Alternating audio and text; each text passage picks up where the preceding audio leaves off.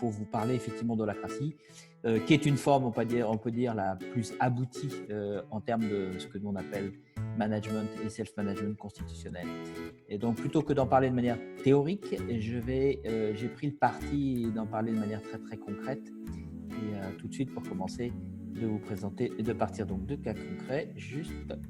Et tout de suite commencer par parler de Sarah et puis de Julia. On va commencer par Sarah pour introduire la notion de responsabilité, parce que je me rends compte quand je discute à droite et à gauche dans les entreprises ou dans les conférences que lorsque j'utilise le mot responsabilité, plein de gens ne mettent pas nécessairement, qui m'entendent, ne mettent pas nécessairement le même contenu. Donc, je vais vous définir ce que moi j'entends la responsabilité par responsabilité. Donc, Sarah, c'est l'histoire d'une femme qui travaille dans des rôles marketing dans une entreprise et en particulier qui rédige et qui publie la newsletter dans une entreprise pour laquelle cette activité de publication de la newsletter est vraiment très très importante puisqu'il y a plusieurs milliers de clients, je crois que c'est 15 000 clients, alimentés par un marketing dit basé sur des entrants. Bon, enfin, pas rentrer dans un terme technique, enfin bref. Cette entreprise, qui est une entreprise donc, dans le domaine de l'IT, met en place l'holacratie, décide d'adopter l'holacratie. Dans les étapes préparatoires à cette adoption de l'holacratie,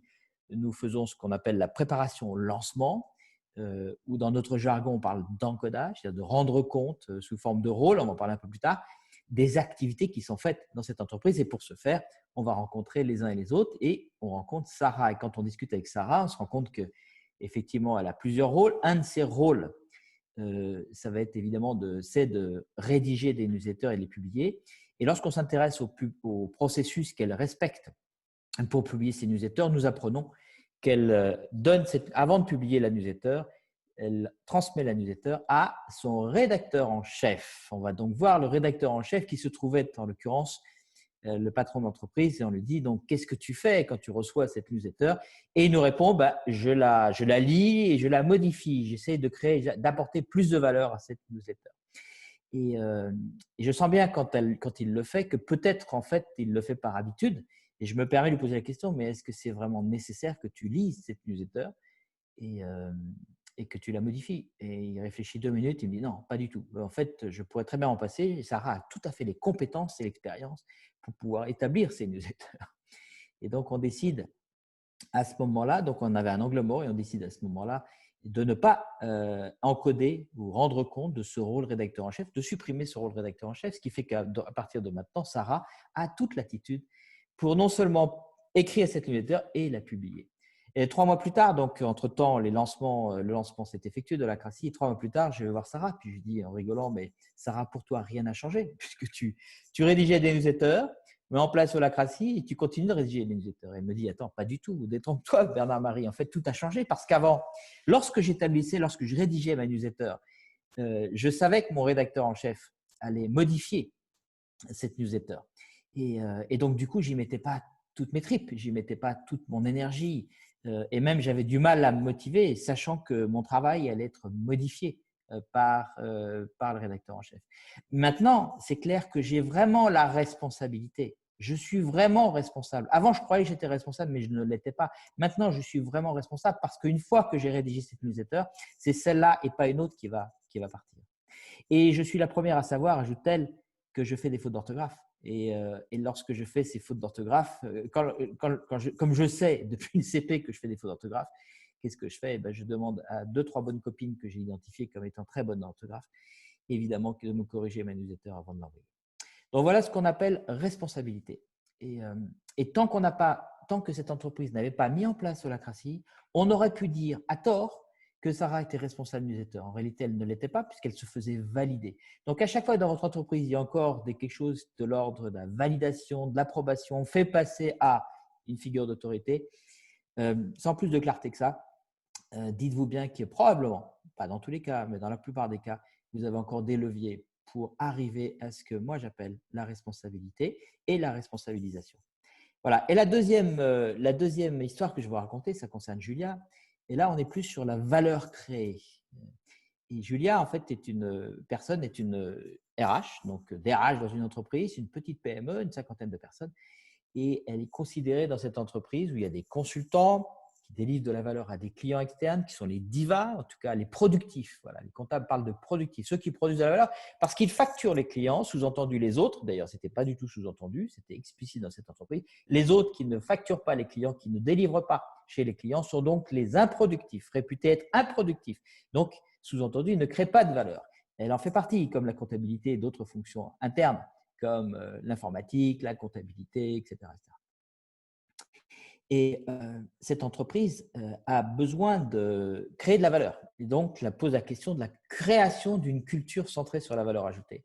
Et du coup, pour Julia, en fait, c'est suivi tout un travail qui fait qu'à un moment donné, Julia a été mise en relation avec d'autres clients, d'autres entreprises. Elle, improductive, support interne, back-office, a été mise en relation avec d'autres entreprises qui avaient besoin de services en RH. Et il s'est trouvé qu'assez rapidement, Julia s'est mise à facturer des clients externes à l'entreprise. Elle, qui était réputée improductive, elle a commencé à apporter de la valeur à d'autres clients externes de l'entreprise, voire même à des clients que l'entreprise avait déjà, mais sur d'autres offres de services. Et donc, on ne pouvait plus l'appeler improductive. Maintenant, elle créait de la valeur, elle facturait. Et à force de facturer, elle a même recruté quelqu'un pour déléguer toutes les tâches liées à la direction des ressources humaines, enfin au travail des activités de ressources humaines, dans laquelle elle n'était pas la plus talentueuse. Elle pouvait se le permettre puisqu'elle facturait. Et elle a pu continuer ainsi à développer toujours plus de création de valeur ajoutée dans son rôle de RH. Et donc, elle est arrivée à un modèle mental où elle ne se considérait plus du tout improductive. En fait, elle avait plusieurs clients. Elle avait un client qui était l'entreprise dans laquelle elle travaillait et qui la payait parce qu'elle était salariée de cette entreprise. C'était un de ses clients. Et puis, elle avait d'autres clients externes. La seule différence entre ce client et les autres clients, c'est juste qu'elle était salariée de ce client. Mais c'est juste de la cuisine financière. Et voilà comment dans cette entreprise, on a entrepris, parce que cette histoire est véridique et j'ai été un des leviers que nous avons mis en place pour que la culture centrée sur la valeur puisse être opérée par tout à chacun. Et voilà ce qui s'est passé avec Julia. Et bien sûr, pour arriver à ça, il y a besoin d'un certain nombre de choses, il y a besoin d'un certain nombre de clés. Et voilà les clés. Donc, la première clé, qui sont des clés qui sont portées par Holacracy et de manière générale par le management constitutionnel, c'est ce qu'on appelle la raison d'être évolutionnaire. Je préciserai le terme d'évolutionnaire parce qu'en ce moment, on parle beaucoup de raison d'être. Donc, raison d'être évolutionnaire, création de valeur, vous verrez, c'est des synonymes. Ensuite, la deuxième clé, c'est ce qu'on appelle le rôle. J'en ai parlé tout à l'heure. Rôle, mais on pourrait parler de cercle, on pourrait parler aussi de l'ensemble de l'entreprise ou de l'hierarchie. La troisième clé, c'est l'art du triage. J'en parlerai un petit peu. Et puis, la quatrième, c'est ce qu'on appelle la tension dynamique. Et la cinquième, c'est la puissance par la gouvernance. Comment est-ce que vous pouvez offrir à vos salariés, qui, s'ils s'en emparent ou s'ils souhaitent s'en emparer, un super pouvoir, celui de limiter tout ce qui les empêche de créer de la valeur. Voilà 5 clés fondamentales que vous allez retrouver dans une constitution bien faite et en particulier la forme la plus aboutie à date, qui est celle de l'Holacracy. Parlons maintenant de raison d'être évolutionnaire. En fait, ce qu'on entend par évolutionnaire dans la raison d'être, c'est simplement de se dire que tout rôle, tout cercle dans une entreprise, l'organisation tout entière, l'ensemble des rôles qui la constituent ou des cercles qui la constituent, toutes ces entités, rôles, cercles, organisations, sont des êtres vivants, dotés de leur propre identité et qui constituent une holarchie, un peu comme n'importe quelle structure vivante en fait. Et donc, chaque entité, chaque rôle, voyez-le comme une mini-entreprise. En fait, considérez l'ensemble de l'entreprise comme une galaxie de mini-entreprises ou de micro-entreprises, un peu comme dans une ville, il y a des boulangers, il y a des charcutiers, des agences de voyage, et puis aussi des quartiers qui pourraient être à l'image des cercles. Donc, dans une ville, il y a bien des boutiques, des artisans, des entrepreneurs, des quartiers et l'ensemble de la ville. Et chacune de ces entités est vivante. De la même manière, en holacratie, eh bien, l'organisation tout entière, cette holarchie, le cercle, un quartier, chaque rôle, chaque boutique est un être vivant doté de sa propre identité et donc doté de sa propre raison d'être. Et la question maintenant, c'est à nous d'être à l'écoute de la raison d'être, de ce qui aspire à être vécu par cette entreprise, de ce qui aspire à être vécu par ce quartier, ce cercle, de ce qui aspire à être vécu par ce rôle, cette mini-entreprise. Et en fait, cette raison d'être, on l'a définie comme étant le potentiel créateur. Alors, on est vraiment sur la valeur créée, le potentiel créateur le plus profond que cette organisation, que ce cercle, que ce rôle, cette mini-entreprise est appelée à exprimer dans le monde, est appelée à exprimer dans le monde, compte tenu de toutes les contraintes auxquelles elle est soumise et compte tenu de toutes les ressources dont elle dispose, toutes les choses dont elle dispose, tous les talents dont elle dispose. Donc voilà la notion de raison d'être évolutionnaire. Ce n'est pas quelque chose qui est décidé mentalement par un être humain. Ce n'est pas la raison d'être telle qu'elle est définie par la loi Pacte comme étant le dénominateur commun de ce que l'entreprise doit apporter à l'ensemble des parties prenantes. Ça n'est pas réservé à l'étage de l'organisation. En fait, c'est fractal, c'est holarchique, c'est à tous les niveaux d'entreprise, à tous les étages, au niveau du rôle, au niveau d'un cercle et au niveau d'entreprise. C'est quelque chose qu'on va écouter. On va écouter ce vers quoi aspire à être ou à vivre ou à évoluer cette entreprise, ce cercle et ce rôle. Voilà donc la notion de raison d'être évolutionnaire. Ensuite, on va aller du côté du rôle du cercle et de l'holarchie, donc qui est le deuxième élément que je voudrais vous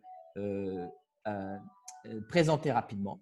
Et donc, la notion de responsabilité dans une entreprise qui utiliserait ou qui utilise l'holacratie ou un management constitutionnel est basée sur autre chose que le fameux à qui tu reportes, qui n'apporte pas grand-chose qui n'offre pas grand-chose comme information. Plus utile en fait pour tout à chacun, et on est encore sur la responsabilité, rappelez-vous de Sarah, plus utile quand tu es dans ton entreprise, dans ta micro-entreprise, un rôle marketing par exemple, la micro-entreprise marketing. Et ce qui est intéressant en tant qu'entrepreneur, c'est que tu puisses nous dire de façon explicite quelles sont les offres et les produits que tu nous offres. Qu'est-ce que tu offres? Quelles sont tes propositions de valeur? Et deuxième question, qui sont tes clients? Qui sont tes clients en interne ou en externe? Dans une entreprise que j'ai accompagnée récemment, le marketing n'avait pas la conscience de quels sont ses clients en interne. Et en fait, il en avait un évident, il y en a plusieurs évidents, mais il en avait un évident qui était le commerce, le service commercial, à qui l'entreprise marketing, en fait, sa proposition de valeur, c'était de générer des leads, donc des opportunités commerciales qu'elle transmettait au service commercial pour que ce service commercial puisse traduire ou convertir plutôt en contrats signés avec des clients des opportunités avec des prospects. Donc, on est bien dans une relation de client-fournisseur. L'entreprise marketing, le rôle marketing est donc une entreprise qui a comme proposition de valeur pour ce segment de clients particulier qui est le service commercial et l'ensemble des commerciaux de générer des leads. Et donc pour l'entreprise marketing, les questions qui sont intéressantes, c'est quels sont tes clients, quelle proposition de valeur tu leur offres, quel est le potentiel, quelle est la finalité, quel est le challenge de ton rôle, quel est son potentiel créateur, sa raison d'être, ce qu'on a parlé tout à l'heure. Et puis aussi, tu peux être en posture de fournisseur. Donc, de quoi tu as besoin des autres rôles finalement? Tu es client de quel fournisseur en interne? Et on établit ainsi des relations de pair à pair entre rôles ou entre cercles de clients-fournisseurs. Et on est tous, les uns et les autres, affectés à des rôles qui correspondent probablement à nos potentiels de talent. Ce serait quand même là où on crée le maximum de valeur. Et on a des accords mutuels qui est à la base du self-management. Si vous regardez les modèles les plus avancés comme celui de Morningstar, on parle de CLOU. Colleague Letter of Understanding, c'est uniquement tout le modèle, la structure repose sur ça, c'est-à-dire des relations et des accords mutuels entre un rôle, une activité et puis ses fournisseurs et ses clients. Donc, c'est la même chose ici. Donc, en résumé, un rôle, c'est une activité d'entreprise, marketing, finance, événements, des activités habituelles d'entreprise. Mais simplement, c'est un contenant qui a exactement la forme et qui fonctionne comme une mini-entreprise. Une personne ou plusieurs personnes peuvent être affectées à ce rôle et vont agir tel entrepreneur. C'est quoi la finalité, la raison d'être de cette micro-entreprise, la raison d'être de ce rôle, on a parlé avant. Quels sont les segments de clients que tu sers? Et ça peut être des segments de clients, ça peut être des clients internes, des clients externes. Rappelez-vous cette fois la deuxième histoire avec Julia. Julia, elle n'était pas un productif back-office, pas du tout. Elle a toujours été productive et elle servait des clients internes. Et puis, on a démontré que les clients externes, c'est la même chose que les clients internes. Et ainsi, tous les rôles peuvent créer de la valeur. Donc, quels sont tes clients, internes ou externes, peu importe. Quelles propositions de valeur tu peux leur apporter et de quoi tu as besoin? Quels sont tes fournisseurs qui t'apportent, sur lesquels tu comptes, qui eux-mêmes t'apportent de la valeur? Donc, voilà la notion de rôle. Vous généralisez à la notion de cercle, c'est la même chose. Vous généralisez à la notion d'entreprise, c'est exactement la même chose. Tout est toujours la même chose puisqu'on est dans une organisation qui est fractale. Voilà, pour passer rapidement sur la notion de rôle. Et puis, au passage, notez que toutes ces clés, ces 5 clés, sont définies dans une constitution pour les organisations. C'est pour ça que je parle de management constitutionnel, qui est le concept qui englobe tous ces types de management, avec holacratie, qui est la forme la plus aboutie à date, en tout cas à notre connaissance, à l'Institut de recherche IGI, pour avoir une constitution qui offre tout ce que je suis en train de vous présenter, basé sur des cas concrets. Alors, pour poursuivre, je voudrais aller du côté de l'art du triage et de la puissance par la gouvernance. Effectivement, dans toute forme de management constitutionnel de type holacratie, vous allez retrouver un espace de gouvernance et des espaces de triage, et plutôt d'art de triage. Alors, et puis, ça peut se matérialiser, mais ça, c'est juste le haut de l'iceberg par 2 réunions. Donc, assez régulièrement, chaque cercle, chaque quartier va avoir des réunions de gouvernance qui permettent à chaque entrepreneur, chaque rôle, chaque boutique de gouverner par lui-même au sein d'un espace de gouvernance collectif de son quartier tout ce qui pourrait limiter la création de valeur dans son rôle. Donc, ça peut être limiter des freins, des blocages qui l'empêchent de créer de la valeur, mais aussi de gouverner des modifications, une altération de l'organigramme, de la façon dont ça fonctionne ici, pour viser des améliorations dans la durée et donc plus de valeur créée par son rôle ou des innovations. Donc, amélioration, innovation ou traitement de façon durable des problèmes, pour moi, j'englobe tout ça dans création de valeur, création plus de valeur pour mes clients. Et donc, en fait, la particularité de ce modèle constitutionnel qui est holacratie, c'est de pouvoir permettre à tout à chacun, à toute personne, à partir du moment où il exerce un rôle, de gouverner tout ce qui limite la création de valeur. Vous mettez dans la création de valeur la résolution durable des problèmes qu'il rencontre par lui-même, alors qu'avant, il faisait des demandes à un responsable hiérarchique qui avait le temps, pas le temps de traiter, il pouvait renouveler sa demande et puis à force d'attendre, il se résignait. Je vous fais pas, voilà, vous connaissez cette histoire. Ou des initiatives pour améliorer ou des initiatives pour innover. On lui donne le contrôle constitutionnellement, la Constitution, lui, à partir du moment où il a affecté un rôle, on lui donne le contrôle de cet espace, de ce rôle, de cette entreprise, jusqu'à y compris la possibilité de gouverner tout ce qui limite le bon fonctionnement de son entreprise. Et là, on est sur un autre super pouvoir qui est, donc il y a des processus, il y a un autre super pouvoir qui est celui de Bernard Marie, en l'occurrence. Je vais vous en présenter 2, puis je prendrai Bernard Marie pour le super pouvoir, et puis, pas parce que c'est moi, et puis Elisabeth Ebrono pour l'art du triage. Donc, l'histoire que je vais vous raconter est arrivée il y a plusieurs années. Je me trouvais, donc, je donne des formations assez régulièrement. Là, il s'agissait d'une formation sur un format de 2 jours. Et, et dans la salle de formation que j'ai découvert à peu près en même temps que les participants, une vingtaine de participants, il y avait un énorme poteau au milieu. Déjà, le poteau très gênant pour moi et très gênant pour l'ensemble des participants. Donc, le truc, vraiment le cauchemar pour tout le monde. Et ça pendant 2 jours, parce qu'il n'y avait pas de possibilité de changer de salle pendant les 2 journées. Donc, évidemment, ce que j'ai fait, je suis allé voir la personne qui a réservé le lieu et je lui ai dit, plus jamais ça. Mais ce n'est pas suffisant.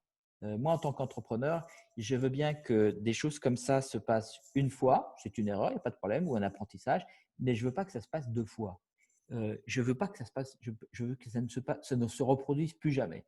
Je veux bien vivre cette expérience pour apprendre une fois.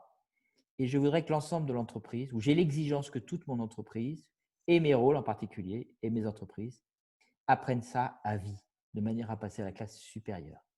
Et donc, ce que j'ai fait, c'est que je suis allé en gouvernance, puisqu'on m'a expliqué que je pouvais gouverner tout ce qui limitait la création de valeur. En l'occurrence, ce poteau-là, je peux vous dire qu'il a limité mon potentiel créatif de valeur.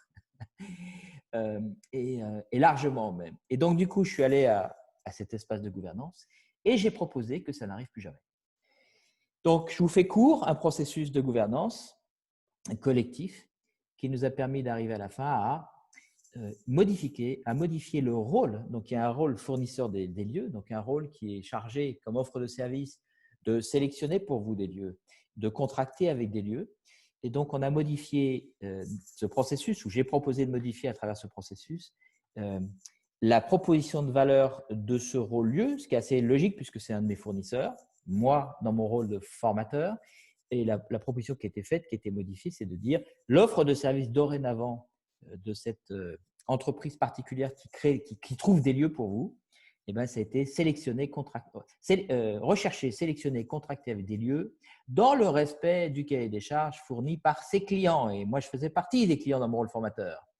Et une fois que cette proposition de valeur a été décidée de manière collective dans un processus très agile, puisqu'on ne demande pas si tout le monde est d'accord, mais on demande on demande à chacun des capteurs de l'entreprise, est-ce que tu vois une raison qui fait que ça nous causerait du tort? Et donc, il n'y avait pas de raison pour que ça crée du tort, donc ça a été plié assez rapidement. Et moi, à l'issue de la réunion, à la sortie de la réunion, je me suis empressé de créer mon premier cahier des charges, le cahier des charges 1.0 pour les lieux dont j'avais besoin pour mes formations. J'ai ouvert une page blanche et j'ai mis plus jamais de poteaux au milieu des salles. Point barre. Ainsi est née la version 1.0 du cahier des charges. Le temps a passé depuis. Ce cahier des charges s'est largement complété. Il fait 15 pages maintenant. Un cahier des charges fonctionnel, etc., etc. Donc voilà une histoire concrète, comment je peux quand je dis je, c'est n'importe quel collaborateur qui a un rôle, peut gouverner dans la durée tout ce qui limite la création de valeur à partir de ses rôles. Voilà ce que j'appelle le super pouvoir. Deuxième aspect que je voulais partager avec vous, ce que j'appelle l'art du triage. Donc, bien sûr, il y a une réunion pour apprendre ça, ce qui est la réunion de triage, qui est probablement la plupart du temps une réunion hebdomadaire, peut être quotidienne dans certaines activités qui fonctionnent à un rythme quotidien, comme des ateliers, des restaurants, etc. Mais en général, très souvent, le rythme est plutôt à la semaine. Quelqu'un en prendrait ce processus-là. C'est l'histoire d'Elisabeth et Bruno. Elisabeth et Bruno, l'histoire est simple. Elisabeth, directrice marketing, et puis Bruno, directeur de la stratégie produit, beaucoup plus gradé. Et Elisabeth doit publier dans cette activité, un catalogue papier, print comme on dit, des produits. Donc, catalogue des produits papier dans leur activité, ça fait sens. Et Elisabeth de relancer régulièrement Bruno sur les derniers produits qu'il souhaiterait inclure dans ce catalogue papier. Et Bruno, qui est quelqu'un de très sollicité, de très occupé sur plein de sujets, répondait naturellement à Elisabeth. Bien sûr, j'y pense. Mais les semaines passaient, et Elisabeth commençait à être fatiguée, usée. Son niveau d'énergie créatrice diminuait. Et Bruno était toujours occupé par monts et par vaux. Donc, on avait Elisabeth qui commençait à être très préoccupée. On avait de l'autre côté, on avait Bruno qui continuait à être surchargé. Et ça aurait pu mal se terminer, cette histoire. Ça aurait pu se terminer par un conflit interpersonnel. Au lieu de ça, l'art du triage, c'était la capacité de tout à chacun, et en l'occurrence pour Elisabeth, de pouvoir se mettre en mouvement pour traiter par elle-même toutes sortes de difficultés, y compris même quand elle est en situation de dépendance de quelqu'un. Parce que l'histoire d'Elisabeth, on la connaît tous. C'est le jeu du chat et la souris. Et puis, si l'autre que vous attendez est plus gradé, vous pouvez attendre longtemps. Et vous pouvez vous résigner. Puis à force de vous résigner après année, vous pouvez même décider de partir de l'entreprise. Ou alors vous restez dans un état qui n'est pas terrible. Donc, l'art du triage, en fait, c'est la capacité d'utiliser tous les outils qui vous sont fournis. Là, j'en présente 5, mais il y en a beaucoup plus en fait dans la Constitution. Tous ces outils pour vous mettre en mouvement et de sortir de la situation de dépendance de quelqu'un qui n'est pas très bon pour la santé. Donc, très concrètement, Elisabeth m'a demandé un petit coaching, justement, sur l'art de triage, et je lui ai proposé plusieurs solutions. Et la première proposition qu'elle a retenue, c'était de dire, bon ben voilà, plutôt que d'attendre et de faire des demandes, elle a utilisé un petit processus que nous on appelle annoncer la couleur, ce qu'elle a mis en application immédiatement. Elle a écrit sur le réseau social, donc ça c'est l'usage dans cette entreprise, elle a écrit à Bruno, parce qu'il ne se voyait pas trop physiquement, elle a écrit Bruno, sache que je m'apprête à publier le catalogue en l'état. Et la publication et le bon à tirer, je vais l'envoyer à l'imprimeur à telle date. Et la telle date, c'était 5 ou 6 jours plus tard. C'était un mercredi, je me rappelle. Mercredi, on devait être quelque chose comme un mardi de la semaine d'avant. Et donc, elle annonçait la couleur. Et puis, elle ajoute, bon, si tu as des produits que tu souhaites que j'ajoute dans le catalogue, je pourrais le faire que jusqu'au mardi avant la date du mercredi. Point barre, c'est tout. Elisabeth avait regagné de l'énergie. Elle n'était plus en situation de dépendance. Alors, cette énergie, on peut la mesurer. Je me suis amusé à mesurer. C'est facilement 20 à 25% de l'énergie qu'on peut perdre lorsqu'on est en situation de dépendance d'autres personnes dans ce genre de situation. Et Bruno, en fait, ça l'a arrangé parce que Bruno, il est tellement occupé, dispersé sur plein de sujets stratégiques que du coup, il était content parce que là, on lui posait un cadre. L'action d'Elisabeth a pu lui poser un cadre qui lui a permis de se poser, de prendre du recul et de se dire est-ce que c'est vraiment important? Est-ce que je mets du temps? Est-ce que je mets une priorité pour rajouter les quelques produits au catalogue auquel je pense. Si la réponse est oui, il va le faire. Si la réponse est non, il ne va pas le faire. Donc, on voit bien que ce petit outil, cet art du triage, qui fait partie c'est un des outils dans l'art du triage. Il y en a des dizaines d'outils comme ça qui sont portés par cette constitution. C'est pour ça qu'ils sont difficilement utilisables dans un modèle conventionnel hiérarchique. Eh bien, a permis à Bruno de s'arrêter dans son flux de priorité, de se poser la question. Donc, c'est lui apporter le cadre dont il avait besoin pour se poser. Et à Elisabeth, ça lui a permis de sortir de cette dépendance dans laquelle elle pouvait perdre beaucoup, beaucoup d'énergie. Donc voilà, deux petites histoires concrètes sur l'art du triage et la puissance, le super pouvoir de la gouvernance. Pour terminer, je voudrais aller sur le cinquième outil, ou la cinquième clé, qui est ce que j'appelle la tension dynamique. J'ai rajouté dynamique parce que je me suis rendu compte que la plupart des gens mettaient dans la catégorie tension les conflits interpersonnels, les problèmes, etc. Non, une tension est une tension, un problème interpersonnel est un problème interpersonnel, un irritant est un irritant, un problème est un problème, rien à voir avec la tension. Une tension est définie comme étant un écart entre ce qui est et pourrait être dans une situation dans l'exercice de mes rôles. Il y a la situation actuelle, il y a un potentiel et un idéal que je pourrais viser. Le truc, c'est qu'il y a assez peu de gens qui spontanément vont imaginer des idéaux. Et donc, effectivement, là, on pourrait se dire qu'il y a peut-être un gisement en termes de leadership, un gisement en termes de création de valeur. Et l'écart entre les deux, ça s'appelle une tension. Et là, plutôt que d'en parler de manière théorique, je vais reprendre une autre histoire, qui est l'histoire de Georges. J'aurais parcouru presque toutes mes histoires. Il me restera Fabien et Dominique. On fera ça peut-être pour la question-réponse. Donc, Georges est un ouvrier qui arrive donc, dans une entreprise, 3 équipes de 8, donc qui tournent 24-24. Georges est un ouvrier, il arrive à l'équipe du petit matin, genre 6h, 6h30 du matin. Il se trouve que j'étais là parce qu'on accompagnait ce client à ce moment-là, et on était sur site. Georges arrive, fou furieux, parce qu'il ne retrouve pas les outils dont il a besoin à son poste de travail. Et évidemment, immédiatement, on tombe dans le triangle de Karpman, le triangle dramatique. Et donc, il était fou furieux et commençait à crier des noms d'oiseaux en parlant de son camarade ou son collègue, celui qui était au même poste de travail, mais l'équipe d'avant. Je ne vous fais pas de dessin, il était rouge, écarlate. Donc, il était en mode réaction par rapport à un problème. Et le mode réaction par rapport à un problème, très chargé émotionnellement en l'occurrence, est souvent le mode réactif qu'on peut avoir face au problème. Et donc, en fait, il n'était pas, comme il était en mode réaction par rapport à un problème, tout ce qu'il allait entreprendre par la suite n'aurait jamais traité le problème. En réalité, et ça, il y a des études qui ont été faites là-dessus, en réalité, il aurait réagi pour réduire le niveau d'anxiété ou de stress que lui occasionnait l'expérience de ce problème. Je voulais généraliser, là, c'est vrai qu'on n'est pas tous en mode émotionnel par rapport à des problèmes, mais très souvent, on est en réaction par rapport à des problèmes. Quand je dis on, c'est plus de 90% des gens que j'interroge dans les entreprises par lesquelles je passe sont en réaction par rapport à des problèmes et en fait, ils croient qu'ils traitent des problèmes. En réalité, il n'en est rien, ils ne traitent pas les problèmes.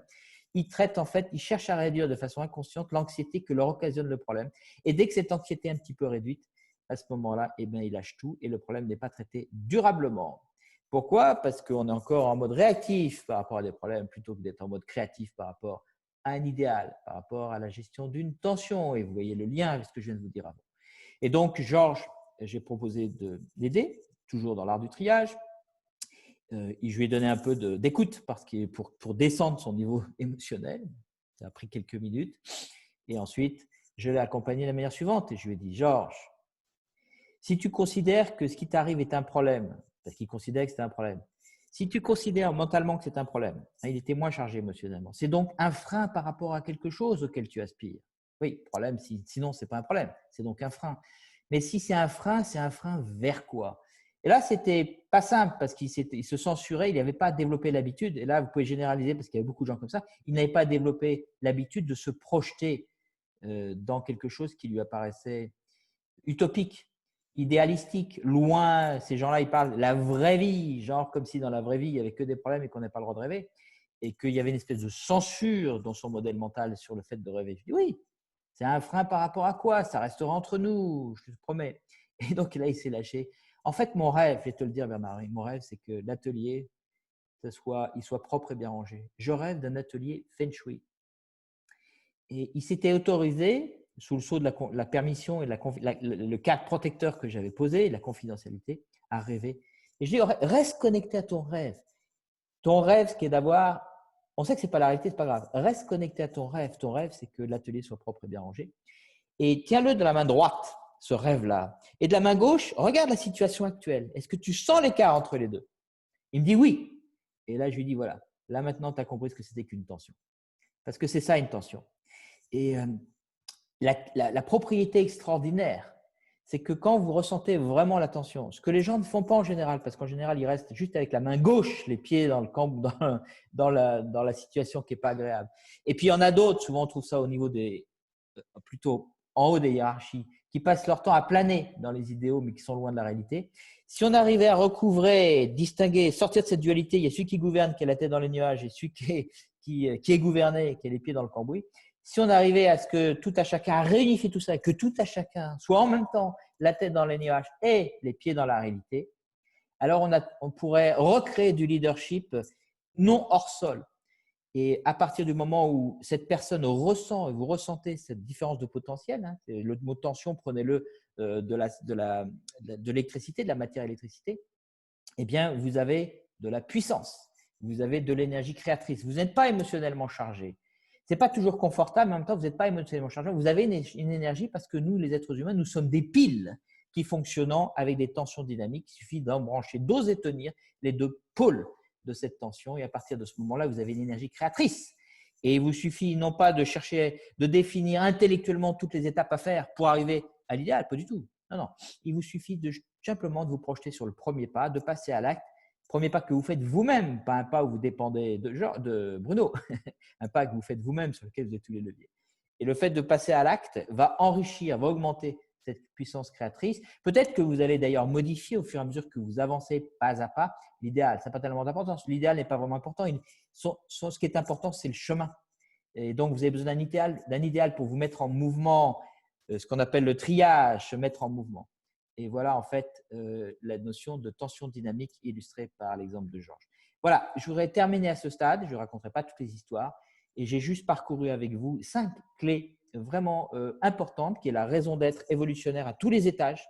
Donc, vous avez compris, hein, du rôle, du cercle et de la raison d'être, et de l'entreprise, pardon. La notion de rôle, cette mini-entreprise, le cercle est aussi un rôle un peu plus gros, et puis l'entreprise elle-même, qui est un créateur de valeur. Il n'y a que ça qui est important. Et que la responsabilisation des personnes est un moyen pour aller vers la création de valeur, qui est l'objectif ultime. Et puis, on a parlé de l'art du triage, la capacité tout à chacun de ne plus être en situation de dépendance et toujours être leader, de se mettre en mouvement pour faire avancer les choses, avec en plus un super pouvoir qui me permet de modifier, si je m'en empare, y compris la façon dont ça change dans la durée dans cette entreprise, y compris de modifier ce qu'on appelle autrefois l'organigramme et la structure des rôles. Et puis, qu'est-ce que j'ai oublié? La tension dynamique avec l'exemple de Georges. Voilà, j'ai terminé pour ma présentation et je vous remercie de votre attention et je vous propose de passer à un espace de questions-réponses. Voilà, merci beaucoup Bernard-Marie du coup pour cette vidéo préparée en amont pour nous présenter ce qu'est Holagraphie. Et donc tout de suite, je vous propose de rentrer dans une phase questions-réponses, voilà, qui va durer presque 50 minutes là-dessus. Alors la première question que nous avons, c'est une question de Lydie. Est-ce que la notion de rôle… Il y en a une avant, lui. Ah oui, effectivement. Quelles sont les étapes pour débuter la mise en place de cette forme de management? Oui, du coup, alors comme il y a beaucoup de questions, il faut que je me cale pour être relativement bref et en même temps donner un peu de contenu. Du coup, les étapes. Alors les étapes, ça passe par, enfin dans notre pratique, après, je ne prétends pas avoir la vérité, mais disons que ce qu'on a appris qui marchait bien au bout d'une centaine, on a accompagné ces 12 dernières années, environ une centaine d'entreprises, un tout type d'entreprise, la mise en place de ce type de management. Et là où on en est, c'est que pour démarrer, en fait, eh bien, on démarre par ce qu'on appelle la mise en mouvement. Bien sûr, alors comme c'est un outil de management avant tout, qui rend explicite les fonctions managériales et qui, du coup, maintenant qu'elles sont explicites, peut enfin ou plus facilement distribuer ces fonctions managériales parce qu'elles sont rendues explicites sur une autre forme de management qui est le leader de cercle, qui est l'équivalent d'un manager, mais avec, avec un périmètre, une envergure beaucoup plus restreinte, et puis aussi sur les rôles de tout à chacun, plus quelques autres rôles comme le facilitateur, secrétaire, le second lien, et puis aussi des processus qui couvrent comme le processus de triage et de gouvernance dont je parlais dans la vidéo, qui sont aussi des fonctions managériales. Donc, on démarre, puisque c'est du management, on démarre par le management, tout simplement. Ce qu'on appelle la mise en mouvement du management et de la direction. Direction et management, on fait, en général, il y a que 2-3 entretiens avant avec le dirigeant, et pour le mettre en mouvement lui, vérifier que voilà, 2-3 choses. Et ensuite, on va mettre avec lui, on va co-créer ce qu'on appelle une mise en mouvement. Donc, une mise en mouvement, si c'est en digital, ça va être l'équivalent de, on l'a fait là récemment, on n'arrête pas de faire ça, il y a en ce moment, ça va être l'équivalent de 6-8 sessions en digital de 3 heures chacune. Si c'est en présentiel, on va le faire 2 fois de suite là, prochainement avec lui. D'ailleurs, c'est 2 journées à temps plein avec quelques vidéos théoriques en amont pour éviter de mettre du descendant, de la théorie, de la présentation descendante dans les 2 jours pour profiter à fond de l'expérience. L'idée, c'est de leur faire expérimenter le design de la structure, qu'ils puissent sentir concrètement, plutôt qu'on en parle collectivement, qu'est-ce que c'est qu'un cercle, comment est-ce qu'on encode les cercles, comment on les définit, idem pour les rôles.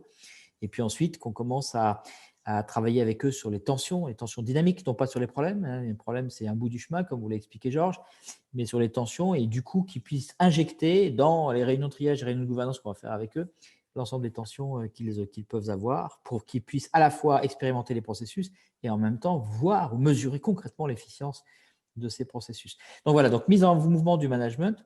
Souvent, les managers peuvent avoir quelques craintes parce on lit beaucoup de choses qui ne sont pas tout à fait justes, voire carrément des fausses croyances qui traînent sur le net, comme quoi il n'y aurait plus besoin de manager. Non, pas du tout, ça c'est une illusion totale. Et du coup, ils sont assez vite rassurés. Et puis comme nous, le management, on connaît pour l'avoir fait exercer pendant plus de 20 ans. Du coup, c'est assez facile de comprendre leurs points et puis de leur répondre et puis de les détendre là-dessus, et pour qu'ils comprennent assez rapidement en fait que c'est un outil qui leur donne plus de puissance que que l'illusion de pouvoir qu'ils pouvaient avoir avant. Je fais très court. Voilà, et donc c'est assez facile en fait cette partie-là. Et puis ensuite, une fois qu'on a mis en mouvement le management, on sonde. Et s'il y a un élan pour aller plus loin, à ce moment-là, on leur dit attendez, vous ne pouvez pas décider tout seul, c'est important de mettre en mouvement les collaborateurs, l'ensemble des collaborateurs.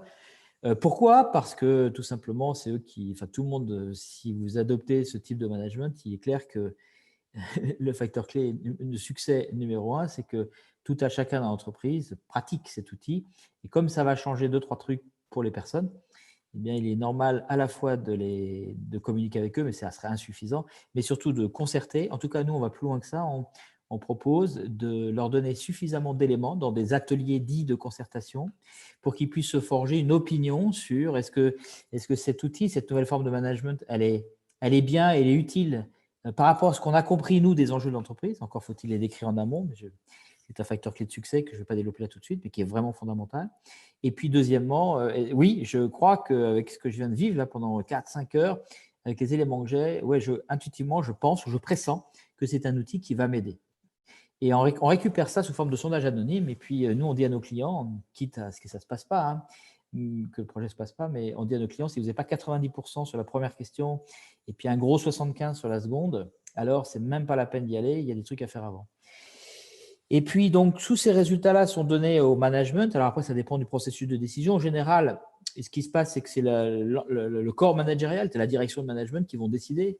On a des processus pour ça. Et une fois informés des résultats des sondages de l'ensemble des collaborateurs, on vient de le faire là pour une entreprise de 120 personnes, plus gros ou moins gros, eh bien, peuvent décider d'aller plus loin. C'est le fameux go-no-go. Et puis, s'ils vont plus loin, après, avant de lancer, il y a surtout, c'est là où il faut ralentir avant de lancer les cercles. Il y a de la formation à faire avant, de tout le monde et de certains, formation un peu plus musquée pour être en capacité soit de modeler en tant que leader de cercle, soit de faciliter. Les swaps ne sont pas exclusifs. Et en tout cas, de former tout à chacun de façon très concrète sur ce que c'est qu'une raison d'être de rôle, ce que c'est qu'une redevabilité ou une offre de service d'un rôle, et ce que c'est qu'une tension dynamique. C'est tellement vulgarisé, parce qu'on a à force de le faire, que du coup, ils attrapent ça rapidement. Ça, c'est un prérequis essentiel. Et puis ensuite, on procède avec eux à ce qu'on appelle dans notre jargon l'encodage, mais en fait à la définition de l'ensemble des cercles et l'ensemble des rôles de l'entreprise, qu'ensuite on injecte sur un logiciel, parce que ce n'est pas possible d'avoir une pratique de ce type-là sans être soutenu. Bon, ça tombe bien, on est en 2020, donc il y a quand même pas mal de logiciels. En tout cas, il y en a 2 très sérieux sur le sujet qui sont Glassfrog Eola Spirit. Donc, d'injecter le résultat de ce travail sur le logiciel pour que ensuite, ça soit opérationnel. Puis après, il y a le lancement avec les facilitateurs qui ont été formés. Voilà, en grosso modo, le lancement, en fait, pour répondre à la question, quelles sont les étapes pour débuter la mise en place de cette forme de management? Pour donner des critères de temps, pour une entreprise de 100 personnes, la mise en mouvement, ça va durer… mise en mouvement plus atelier de concertation, si c'est en présentiel, ça va être une grosse semaine à deux, hein, c'est à peu près ça, une semaine et demie. Puis ensuite, la partie encodage, toujours pour la même taille de société, ça va être 3-4 semaines, à deux aussi. Et puis, qu'est-ce que j'ai oublié? Puis la formation des facilitateurs, ça c'est une grosse formation. Si en présentiel, c'est 4 jours et demi. Et si c'est en digital, c'est 12 sessions. On vient d'en lancer une aujourd'hui justement. 12 sessions de 3 heures qui sont échelonnées sur plusieurs semaines. Voilà pour répondre à cette question. Merci beaucoup pour ta réponse des plus complète. Merci. Et donc, on va passer à une question de Lydie. Est-ce que la notion de rôle n'est pas incompatible avec la notion qui me paraît indispensable de relation d'être à être au sein d'une entreprise qui veut libérer les énergies et l'engagement et la responsabilisation des individus? C'est une super… j'aime beaucoup cette question et je pense que là, justement… alors, je vais au-delà de ce que dit rigoureusement Holacracy et je vais au-delà, je me permets de le faire parce qu'en fait, je sais ce qui marche et ce qui ne marche pas pour pratiquer ce sport ou d'accompagner les clients depuis donc 12 ans, 11-12 ans et plus en entreprise. Donc, je sais ce qui marche et ce qui ne marche pas. En fait, il y a un risque énorme, il y a un risque énorme de bureaucratie parce que vous induisez avec Holacracy une forme de complexité supplémentaire. Hein, c'est je ne réponds pas directement, Lydie, mais je vais y arriver. Effectivement, le fait d'ajouter cette notion de rôle, qui n'est pas simple à comprendre, parce qu'elle n'est pas simple, ce n'est pas qu'on n'est pas intellectuellement suffisamment capé, c'est juste qu'on n'est pas encore habitué. C'est partie de nouveaux réflexes qui passent par un nouveau modèle mental. Et donc, il y a un risque, en ajoutant cette complexité, que beaucoup de bande passante des gens se focalisent sur ces rôles et se transforment en bureaucratie. Enfin, c'est un risque avéré. Hein, ce que je vous dis ça, c'est parce que c'est la réalité dans beaucoup d'entreprises. Et donc, pour éviter… Et en même temps, les entreprises qui adoptent ça, elles pensent que… comment dirais-je? Elles pensent que permettre à l'entreprise de se développer et traverser les phases chaotiques dans lesquelles nous sommes, hein, si alors je fais un lien avec les théories du chaos, on pourrait penser, parce que moi je fais partie de ceux qui en pensent, et puis beaucoup de gens, qu'on a dépassé le tipping point, et donc il y a un certain nombre de crises, et que donc les entreprises vont soit émerger, soit s'effondrer, et que parmi tout ça, c'est très vaste comme sujet, mais ceux qui ont un modèle pyramidal, la probabilité qu'elles émergent est assez faible. Alors on n'a pas les temps, etc. Et pourquoi? Parce que celles qui vont émerger nécessairement, et ça c'est pas l'entreprise qui le dit, c'est les lois de l'évolution tout simplement, celles qui vont émerger à un niveau de complexité supérieur. Et du coup c'est pas idiot quand on prend du recul de ce point de vue-là, pas suffisant, mais pas idiot de se dire, si je veux créer ou équiper mon entreprise pour qu'elle soit en mesure d'être à l'aise dans sa forme qui va émerger et qui va être plus complexe, alors probablement que ça passe par un peu plus de complexité. Et de croire qu'on peut tout traiter au niveau humain, honnêtement, ceux qui vous parlent, c'est quelqu'un qui a été manager, dirigeant, créateur d'entreprise depuis 25 ans. Bon, j'étais probablement pas le meilleur, mais je n'étais pas le moins bon, le plus mauvais non plus. Je ne crois pas que ce soit possible. On le saurait, quoi. Si on pouvait juste jouer avec les êtres humains, on le saurait. Et bien sûr, enfin jouer, on se comprend, si vous pouvez tout traiter rien qu'en soignant cette relation-là, dans des entreprises d'envergure, je ne dis pas que ce n'est pas possible, mais à la marge. Alors, du coup, la question, c'est comment cette nouvelle complexité, elle ajoute par rapport à la question. C'est-à-dire que, et qu'elle empêche d'aller vers la bureaucratie. Donc, le modèle mental, il est très simple. Il est simplement, ou la meilleure métaphore que je peux vous proposer, elle est très simple. Elle est de voir l'entreprise comme un écosystème de petites entreprises, comme dans une ville, en fait. Et donc, dans une ville, vous avez des charcutiers, des boulangers, des agences de voyage, plein de choses comme ça, un théâtre, un cinéma, etc., etc., etc. Et vous faites l'analogie, si vous voulez bien, entre ces petits commerces, ces petits artisans, et puis les rôles. Et les rôles, c'est la même chose. Et donc, du coup, j'ai un boulanger, j'ai un charcutier, etc. On ne s'intéresse pas du tout à décrire ce que fait le boulanger. C'est une grosse erreur qui est prise justement par ceux qui font dans la bureaucratie. On ne s'intéresse pas du tout, enfin, ce n'est pas intéressant de savoir ce que fait le boulanger, sauf si tu es boulanger. C'est un professionnel. Pour quelle raison on irait décrire en tout public ses best practices, ses meilleures pratiques, etc. Lui-même peut les noter quelque part, mais ça l'intéresse lui pour améliorer sa pratique. Moi, en tant que client, ça ne m'intéresse pas de savoir que le boulanger, où est-ce qu'il approvisionne sa farine, sauf si je suis un accro du bio, je vais vérifier ça. En général, c'est écrit. À quelle heure il se lève, comment il fait. C'est son business, ce n'est pas le mien. Moi, ce qui m'intéresse, c'est ce que je peux acheter chez lui. C'est ce à quoi il me sert. C'est quelle proposition de valeur il peut m'offrir à moi qui suis un client. Et alors, ça tombe bien parce que la proposition de valeur d'un boulanger, est très explicite. C'est la vitrine. Les vitrines servent à ça. C'est l'évidence. En fait, on met en vitrine la proposition de valeur. Et donc, du coup, et ça n'a rien à voir avec les personnes. On est bien au-delà de ça. C'est-à-dire que si j'assemble un peu tout ce que je suis en train de raconter, c'est qu'en fait, le fond de ce qu'on cherche, et on n'est pas d'accord, on n'est pas obligé d'être d'accord avec ce que je viens de dire, mais en fait, la plupart des dirigeants à qui je raconte ça, ils plongent, en ce moment en tout cas. Le fond, c'est la finalité, c'est pas le management, la finalité, c'est pas le self-management. La finalité, c'est que l'entreprise crée de la valeur, crée des valeurs. Je mets toujours un S à valeur. Pour moi, la valeur, elle est plurielle. Il n'y a pas que l'argent. Et il faut aussi de l'argent, c'est une énergie. Donc, comment est-ce qu'on fait pour que l'entreprise soit créatrice de valeur avec un S? Alors, dit avec des termes plus abstraits et à la mode, mais on ne parle pas tout à fait de la même chose avec la loi Pacte, etc. On parle de raison d'être. Et holacratie, on parle depuis bien plus longtemps d'ailleurs que la loi Pacte & Co. Mais du coup, on rend les choses plus concrètes.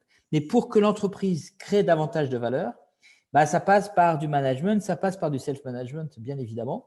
Et très concrètement, ça passe par la capacité à tous les étages, c'est-à-dire dans toutes les boutiques, charcuterie, boulangerie, etc., c'est-à-dire dans tout le rôle, dans chaque rôle, de créer de la valeur ou de manifester sa raison d'être.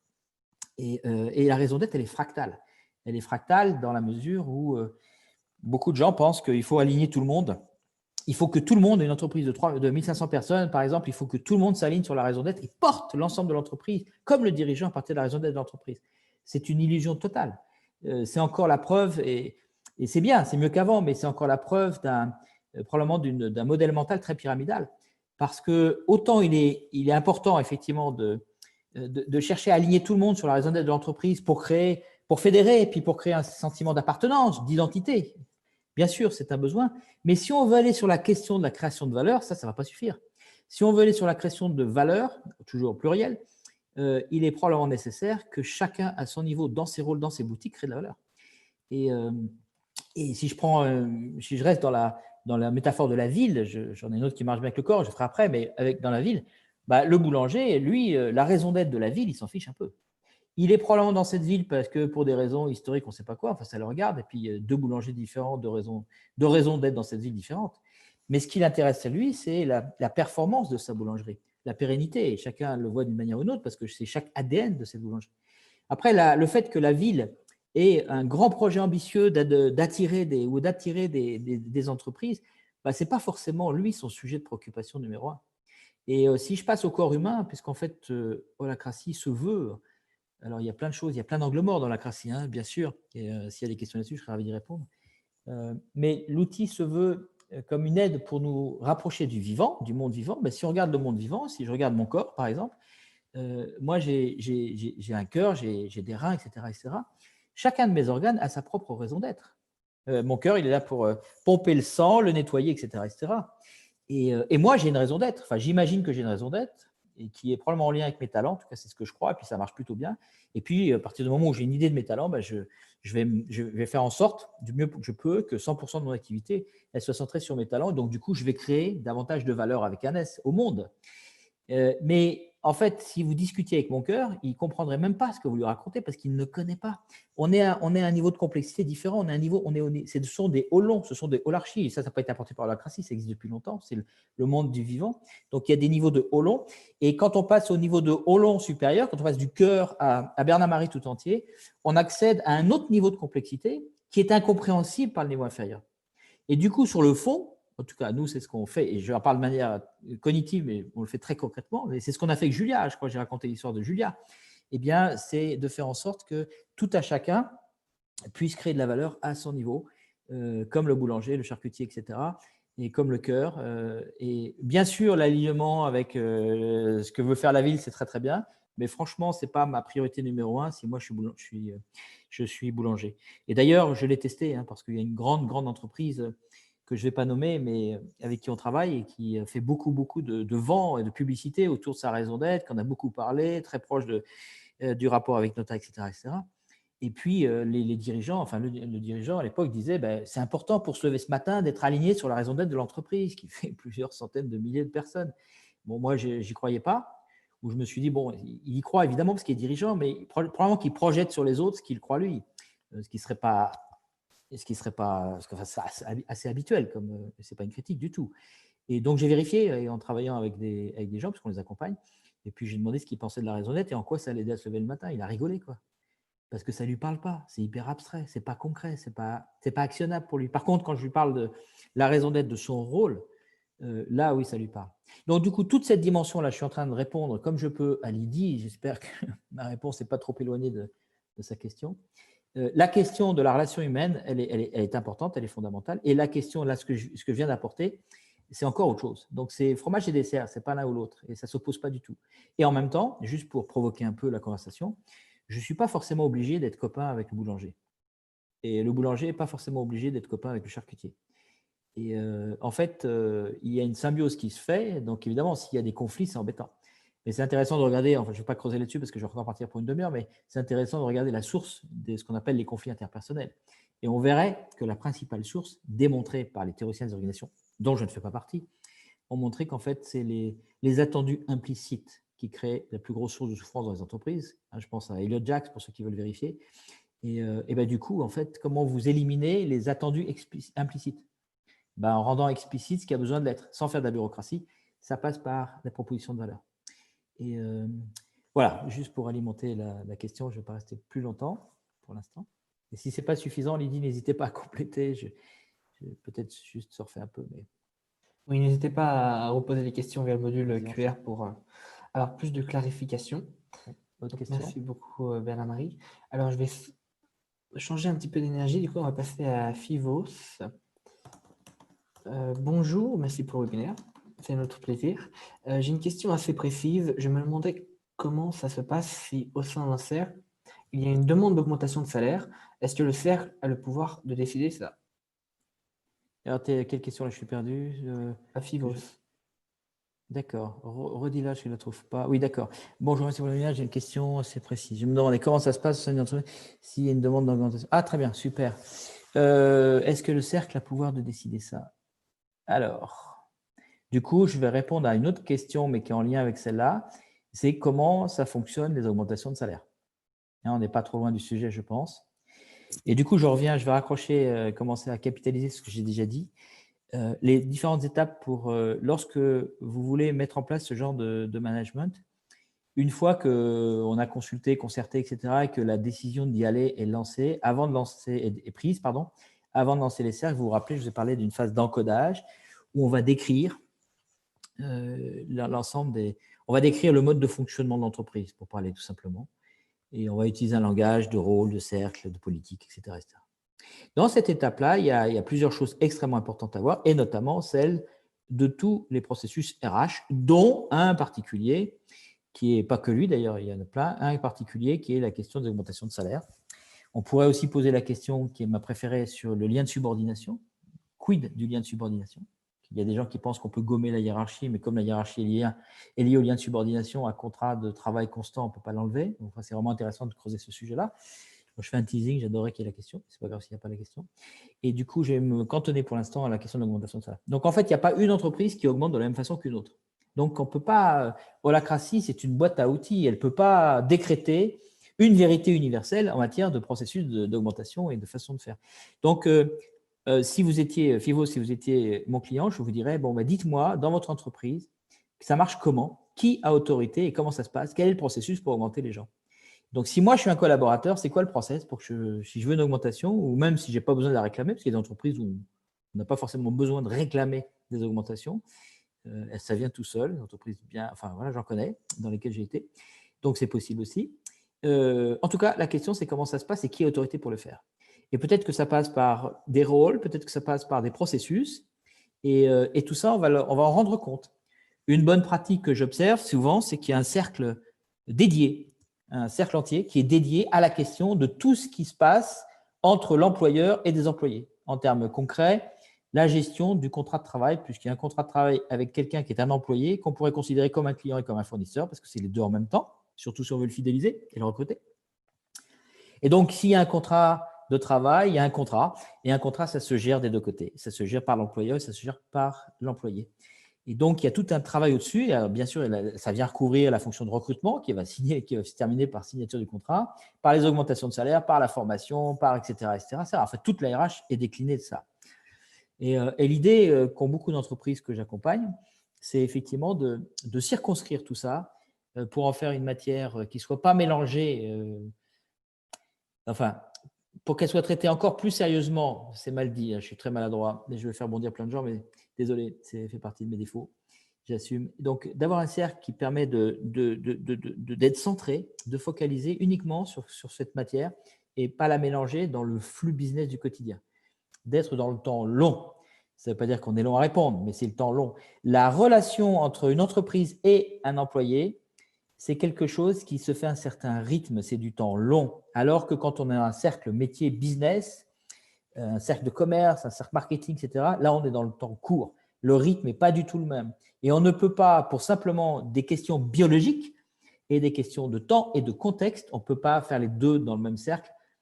Sérieusement, c'est ma conviction, vous avez le droit de ne pas être d'accord avec moi, bien sûr, mais j'observe que la plupart là je fais un peu vite, mais la plupart des clients avec qui on pose toutes les options vont assez facilement vers l'option que je préconise. Et du coup, si je suis employé et que j'ai besoin d'une augmentation de salaire, je vais regarder le logiciel, Glassfrog ou la Spirit. Je vais regarder qui a autorité ou quel est le processus pour accueillir et éventuellement répondre favorablement en tout cas me répondre à mon augmentation de salaire. Je vais tomber sur ce cercle qui décrit toutes ces fonctions. Dans ce cercle, il y a des rôles. Et il y a des rôles et des processus qui expliquent comment ça se passe. Et en tout cas, il y a quelqu'un qui est en charge pour. Donc, ce n'est pas le cercle opérationnel qui va mélanger les business où on va dans du court terme et les augmentations de salaire. Ça, c'était avant, où effectivement, le management, ce qu'il y avait dans le management, c'est une boîte noire dans laquelle il y a beaucoup de choses, ça compris. Et l'option par défaut, c'est qu'il y en a plus que ce qui est vraiment nécessaire. Alors que là, vous allez à l'autre extrême, où en holacratie, vous avez des fonctions qui sont vraiment rendues explicites de façon standard par la Constitution. Et puis, pour les fonctions RH, il faut les encoder. Et donc, l'option par défaut, c'est qu'il y en a plutôt moins par défaut. Et donc, on la complète avec des rôles. Donc, quand vous avez une augmentation de salaire, tout ça pour finir là, vous allez me dire, vous allez voir le rôle qui est en charge. De la même manière qu'avant holacratie, vous allez voir celui dont vous imaginez qu'il a une chance de répondre favorablement à votre demande. Sauf que là, maintenant, ça force à rendre les choses explicites. Et avant, ce n'était pas forcément explicite. Enfin, moi, pour avoir joué à ça pendant longtemps, je sais que si vraiment tu tiens si vous tenez à votre augmentation de salaire, vous allez utiliser tous les chemins, sachant qu'en général, c'est souvent implicite. Ce n'est pas toujours explicite. Si je prenais le cas du licenciement, ça sera encore plus crédible ce que je vais dire. C'est souvent très, très implicite. On ne sait pas vraiment comment ça se passe. Donc, on ne connaît pas les règles du jeu. En fait, dans l'holacratie, c'est que ça, en fait. C'est un miroir. Enfin, c'est un miroir qui vous renvoie tout de suite là où vous n'êtes pas clair. Je connais bon nombre de sociétés qui se prétendent avec un haut niveau de centrage sur l'humain, qui sont great place to work, et puis je leur pose la question, mais ça marche comment le processus de licenciement? Ils sont incapables de me le dire, ou quand ils le disent, ils se rendent compte qu'il est quand même un peu léger. Comment est-ce qu'on peut dire qu'on est une entreprise humaine? Ce n'est pas une critique, hein, c'est juste pour que vous compreniez ce que je veux dire. Comment est-ce qu'on peut prétendre être une entreprise vraiment humaine quand on recrute quelqu'un, on ne sait pas lui expliquer les règles de sortie? Bon, c'est assez challengeant. En fait, holacratie vous emmène dans cet espace-là où tout ce que vous croyez, en fait, il y a beaucoup d'angles morts parce que vous n'avez pas les outils pour le voir et qu'à partir du moment où c'est un miroir impitoyable, en fait. Et tout ce que vous n'imaginez pas parce que vous ne l'avez pas écrit noir sur blanc en termes d'attendu explicite, vous croyez que c'est bien et puis, en fait, quand vous passez à l'écrit, vous vous rendez compte que ça pourrait être meilleur. Merci pour ta réponse. Du coup, je vais passer à une question qui est tout en bas, juste pour que tu puisses suivre, comme je crois que Zoom a un petit problème avec les erreurs. Donc une question de Damien, quelles sont les limites / risques que l'on peut rencontrer dans une entreprise, société ayant un système de gouvernance holacratique? Alors, je vais frustrer encore Damien, en l'occurrence. Je ne vais pas répondre à cette question parce que je vais répondre à une autre question, mais qui, à mon avis, est en lien. C'est quelles sont les limites de holacratie? Parce que holacratie, c'est un outil. Donc, il n'y a pas des limites génériques à toutes les entreprises qui utilisent holacratie parce que ça voudrait dire qu'il n'y a qu'une façon d'utiliser holacratie. Non, il y a des gens qui utilisent bien holacratie, il y a des gens, c'est mal dit ce que je dis, mais juste pour qu'on se comprenne vite. Il y a des gens qui utilisent holacratie d'une certaine manière, d'autres d'une autre manière. Par exemple, tout ce que je vous ai raconté sur le modèle client-fournisseur, ce n'est pas du tout apporté par holacratie. C'est nous, parce qu'on est des chercheurs praticiens qui sommes arrivés à ça à force d'accompagner et de voir ce qui marchait, ce qui ne marchait pas. Il y a des limites à holacratie, justement celle-là. C'est qu'en fait, une des limites, c'est qu'il y a beaucoup d'entreprises qui utilisent holacratie. J'en étais avec une ce matin avec Louis.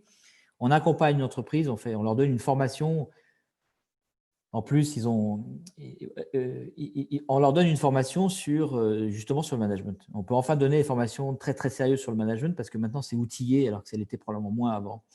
Et du coup, on a vu comment ils fonctionnaient. En fait, effectivement, ils ont encodé des trucs, ils ont décrit des activités dans les rôles. Et puis, ils font des réunions de triage, ils font des réunions de gouvernance, et puis ils se rendent compte que, bon, là, ils jouent à peu près bien, mais en dehors des réunions de gouvernance, en fait, ils utilisent le système d'autorité d'avant, rien n'a changé. Bon, est-ce qu'ils ont gagné quelque chose? Oui, parce qu'ils ont de la clarté quand même, qu'ils n'avaient pas avant. Parce qu'avant, ils regardaient pas, ils avaient des fiches de poste, mais ils ne les regardaient pas, il fallait le temps d'ouvrir Excel, et puis ce n'était pas à jour. Là, ils ont un truc qui est plus à jour et qui est accessible par tout le monde grâce au logiciel, et puis il y a eu cet effort d'encodage. Mais il y a des rôles avec 32 redevabilités, etc., etc., etc. Donc, les limites, elles sont liées de façon générique, elles sont liées à un mauvais usage de l'outil. Et c'est vrai qu'on est en phase, on est encore au début, même si holacratie a 12 ans, on est encore au début de savoir utiliser correctement l'outil et surtout de savoir apprendre à utiliser l'outil. Hein, on a l'outil, voilà, et là, on est en plein dedans. Donc, les limites, elles sont plutôt là. Elles sont plutôt là. Et donc, après, la grosse difficulté quand vous adoptez holacratie, c'est que ça demande de la bande passante. Et puis, quand vous formez, ça rajoute de la complexité, j'en ai parlé tout à l'heure. Donc, pour nous, le levier, c'est de le faire parce qu'il y a une bonne raison pour le faire. Il y a 2 gros leviers en fait, qu'on utilise, nous. Et si ça ne prend pas, on n'accompagne pas l'entreprise, tout simplement. Hein. Il y a 2 gros leviers. La première, c'est qu'il faut avoir une vraie raison d'être du changement. Je ne parle pas de la raison d'être de l'entreprise, j'ai changé de sujet. C'est-à-dire qu'il faut avoir une vraie raison. Et ça, c'est une grosse limite, mais qui n'est pas liée à l'holacratie. Vous comprenez, Damien, c'est juste une limite qui est liée à la façon dont on met en place l'holacratie. Et parce que les limites de l'holacratie, il y en a aussi. Et celles-là, on les recycle et on fait avancer la Constitution. On va passer à la 5.0, par exemple, parce qu'elle intègre beaucoup de limites. Mais les limites qu'on a avec l'holacratie, on sait facilement les pallier en faisant des amendements à la Constitution, parce qu'en fait, l'holacratie, c'est une Constitution. Du coup, ce que je disais, c'est j'en profite, je détourne sûrement la question, c'est un de mes gros défauts, mais c'est l'inconvénient de ne pas être en live. Une des grosses limites, c'est que souvent les gens partent dans des trucs, des projets de transformation, et ils se posent la question de pourquoi ils font la transformation avec des beaux slide decks, des belles diapositives, mais ils le font à un niveau très mental. Et très souvent, hein, mais ce n'est pas une critique. Et du coup, ça ne marche pas. Ça, je peux vous dire que ça ne marche pas. Donc, il est important, c'est une des premières choses qu'on fait, ce qu'on a fait pas plus tard que la semaine dernière chez un autre client, c'est d'aller voir la source de l'entreprise, hein, le dirigeant, et de lui poser la question, mais pourquoi tu veux faire ça? Au fond, pourquoi? Mais nous dis pas, c'est pour qu'on ait une gouvernance agile, nous dis pas ça pour responsabiliser, tout ça on connaît par cœur, c'est écrit dans tous les journaux. Non, sois un peu plus personnel. Qu'est-ce qui te touche au fond de toi? C'est quoi ton ressenti? Quelle a été la situation dans laquelle tu dis ça ne peut plus durer comme ça et que tu as senti de l'énergie monter? Et c'est ça qu'on a besoin d'aller chercher, c'est cette raison d'être tripale. Par exemple, une société qu'on a accompagnée il y a 2 semaines sur ce sujet-là, je coach le dirigeant et il avait un discours très, très convenu. Voilà, on veut un système de gouvernance distribué, on veut un truc opale, ça dépend quel bouquin vous avez lu, etc., etc. Donc le vocabulaire est à peu près toujours le même. Et je dis, ok, c'est bien tout ça, mais tu fais vivre personne quand tu parles. Dis-moi, pourquoi tu veux ça dans tes tripes? Et là, il s'est lâché. Alors, il a fallu que je pose plusieurs fois la question parce qu'il ne l'avait pas en conscience. Il l'avait bien sûr, mais il ne l'avait pas en conscience. Donc, je lui ai posé 2-3 questions, je me suis dévoué. Ça n'a pas duré très longtemps. Et à un moment donné, il s'est effondré.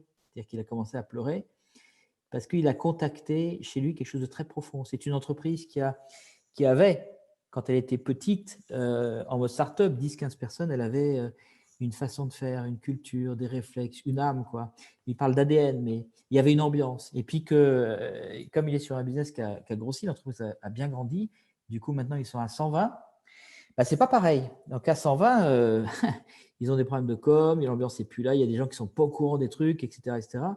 Et du coup, ça le faisait pleurer parce qu'il était loin, il était vraiment loin de ses tripes, il était vraiment loin de l'ADN de l'entreprise. Et en fait, ça, ce qui le faisait bouger, ce qu'il voulait, c'était retrouver l'âme ou l'ADN de l'entreprise. Et il y a beaucoup de clients, Scarabée Biocop, c'est la même chose, etc. Il y a d'autres raisons, mais celle-là en est une. Et quand il a contacté ça, il était vraiment dans l'émotion, c'était clair. Donc, il y avait de l'énergie. Je ne dis pas qu'il faut aller dans l'émotion, mais là, c'était évident qu'on n'était pas au niveau mental, cognitif, on était dans les tripes, il y avait de l'émotion, il y avait de l'énergie, c'est ça qu'on veut. Parce que c'est une méga transformation qui dure plusieurs années, donc il y a intérêt à avoir de l'énergie. Et quand je lui ai demandé, puisqu'on a fait ensuite les ateliers de concertation pour que ses collaborateurs puissent se forger une opinion, je lui ai demandé de présenter la raison, qu'il explique avant qu'on leur parle d'holacratie. Dis-nous pourquoi tu veux changer les choses, ça marche bien, c'est une boîte profitable, etc. Pourquoi est-ce qu'on bougerait, quoi? Et quand il a présenté ça, comme il l'a dit avec les tripes, ben, ce n'est pas une question de diapositive, il n'y en avait pas. Ça a passé, le message, il a passé. Il y a une résonance vibratoire, si je peux m'exprimer ainsi, qui a touché tout le monde. C'était évident. L'énergie, elle est passée. Et voilà, ça, c'est vraiment une… Donc, ce n'est pas lié du tout à l'holacratie. Hein. C'est une façon d'accompagner le changement, mais qui n'est pas si répandue que ça, en fait, je me rends compte. Et puis, voilà, je ne sais plus où j'étais dans la question, mais c'est ce que j'avais envie de partager. Merci beaucoup, Bernard-Marie. Comme toujours, sentez-vous libre, Damien, de poser d'autres questions si jamais ça n'a pas répondu. Alors, je vais proposer de passer à une question de Leila, que je pense rejoint. Voilà. Vas-y, excuse-moi, je te coupe. Qui, je pense, rejoint la question que Lydie avait posée. Donne la question. Excuse-moi, Louis, je vais aller vite parce que je voudrais répondre à beaucoup de questions. J'avais lu qu'en holacratie, les salaires n'étaient pas fixes du coup, mais ils sont basés sur la compétence de la personne et ce qu'elle apporte à l'entreprise comme valeur ajoutée. Qu'en pensez-vous? En fait, ce que vous avez lu, soit c'est c'est difficile de dire. Enfin, holacratie n'impose pas que les salaires soient faits sur la compétence. Pas du tout. En fait, holacratie, c'est simple. Tu peux envoyer le lien, peut-être, Louis. Holacratie, c'est une constitution. C'est comme, vous savez, dans la plupart des États, en tout cas la France, a une constitution. On en a suffisamment parlé. Il y a eu des révolutions pour ça, etc. etc. Bon, dans le monde des entreprises, il n'y a pas eu ça. Étonnant, hein, étonnant. Donc, en fait, on est beaucoup en retard, en fait, en termes de gouvernance, je parle. En France, il y a un état de droit. Bon, la discussion est challengeable et discutable, on est d'accord, pour ceux qui l'ont lu dans le détail, ce qui est mon cas. Mais en tout cas, elle existe. Donc, il y a un état de droit. Mais dans les entreprises, il n'y a pas ça. La plupart des entreprises, enfin, il n'y a pas ça. Il n'y a pas de constitution, il n'y a pas d'état de droit. Du coup, dans la constitution, il n'y a rien sur les salaires, il n'y a rien sur le recrutement, parce que ça dépend de chacune des entreprises. Donc, ce qui est sûr, c'est que ce que je peux dire en lien à ce sujet, pour compléter ce que j'ai déjà dit, c'est que, bien sûr, il y a l'encodage. Et ce qui est sûr, c'est que le simple fait d'adopter ce truc qui s'appelle l'holacratie, de changer la forme du management, va amener un re-questionnement sur des choses qu'on ne questionnait plus depuis longtemps.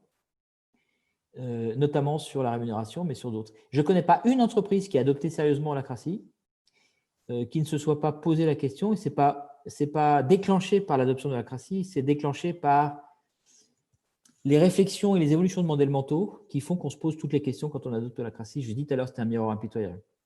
Et effectivement, à un moment donné, beaucoup de personnes peuvent se poser la question de, au fait, c'est comment notre processus de répartition de la richesse. Alors, je vais plus loin que le salaire, moi, parce que ça se passe à un niveau encore au-dessus. C'est comment, au fait, ça marche comment la répartition de la richesse dans l'entreprise. Donc, on vient y compris challenger les dividendes, etc. etc. Hein, ça se passe à ce niveau-là quand on ouvre ça ouvre la boîte de Pandore. C'est ça, parce que ça permet d'avancer. Et du coup, bien sûr, il n'y a pas une recette unique et il y a plusieurs processus alors qui avancent dans le temps. Il n'y a pas une solution. Si je prends par exemple, alors je ne suis pas forcément habilité à citer tout ce que je vais citer. Donc, en fait, je pense à une entreprise. Ils ont revu leur façon de… Déjà, ils ont rendu transparent les critères d'augmentation de salaire, ce qui n'était pas dans cette entreprise. Me croiriez-vous? Il y en a plein qui sont comme ça. Hein. Donc déjà, le simple fait de rendre les choses transparentes, c'est déjà un scoop. Je ne parle pas des rémunérations transparentes. On a aussi eu des cas où on accompagne une entreprise où ils ont décidé de rendre les rémunérations transparentes. C'est possible aussi. Et puis après, ils se sont dit, mais est-ce que vraiment c'est juste? Parce qu'il y a un truc important dans l'entreprise, ce qu'on appelle la justice organisationnelle. Est-ce que c'est juste? Est-ce que la perception de justice, sachant qu'en termes pour ceux qui travaillent dessus, en termes les salaires, c'est très très difficile d'avoir un système qui soit objectif. Mais ce qui est important, c'est pas vraiment l'objectivité, si on cherche avec l'objectivité, mais ce qui est important au fond, la finalité, c'est plus le sentiment perçu généralisé d'une perception de justice organisationnelle au sein de l'entreprise. Et du coup, chaque entreprise à son niveau de maturité va avancer pas à pas là-dessus pour définir son chemin. Il n'y a pas de solution unique, il y a un processus qui a été augmenté, accéléré par rapport à ce qui était avant. Et pas à pas, ils vont évoluer vers.